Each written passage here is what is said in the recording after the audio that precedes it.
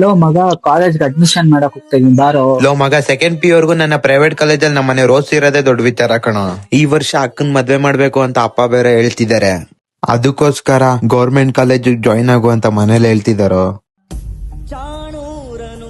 ಮಗ, ನೀ ಪರಿಚಯ ಆಗಿ ಬರೀ 2 ವರ್ಷ ಆಗಿರ್ಬೋದು, ಆದ್ರೆ ನಿನ್ ಜೊತೆ ಇರೋ ಮೆಮೊರೀಸ್ ತುಂಬಾ ಇದೆ. ಬಿಡೋ ಮಗ, ಅದನ್ನೆಲ್ಲ ಯಾಕೆ ಯೋಚನೆ ಮಾಡ್ತೀಯಾ? ಹೆಂಗಿದ್ರು ಒಂದೇ ಏರಿಯಾದಲ್ಲಿ ಇದೀವಲ್ಲ, ಅವಾಗ ಸಿಕ್ಕುದ್ರಾಯ್ತು.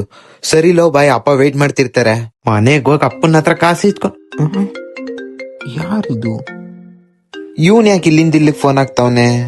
ಅಲೋ ಹೇಳೋ. ಲೋ ಮಗ, ಯಾವ್ದೋ ಗೌರ್ಮೆಂಟ್ ಕಾಲೇಜ್ ಅಂದಲ್ಲ, ಅದು ಲೊಕೇಶನ್ ಸೆಂಡ್ ಮಾಡಕ್ ಆಗುತ್ತಾ? ನಾನು ಬಂದು ಅಡ್ಮಿಷನ್ ಆಗ್ತೀನಿ. ಓ ಸಿಡಿಲಾಗಿ ಕಂಡ ನೀನು, ಜಗ ಬೆಳಗೋ ದೀಪ ಏನು, ಏನೆಂದು ನಿನ್ನ ತಿಳಿಯಲಿ. ಪ್ರತಿಯೊಬ್ರು ಜೀವನದಲ್ಲೂ ಇಂಥ ಫ್ರೆಂಡ್ ಇರ್ತಾರೆ. ಅವ್ರಿಗೆ ಈ ವಿಡಿಯೋನ ಟ್ಯಾಗ್ ಮಾಡಿ.